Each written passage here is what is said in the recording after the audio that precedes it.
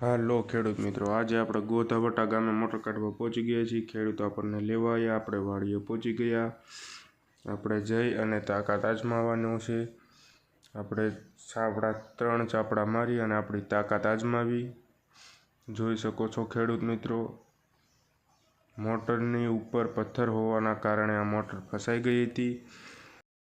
આ મોટર 240 ફૂટે ફસાઈ ગઈ હતી।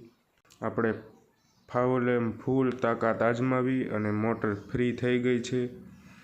બધું નીચે આપણે ખરી જાય અને મોટર થઈ જાય હાવ ફ્રી।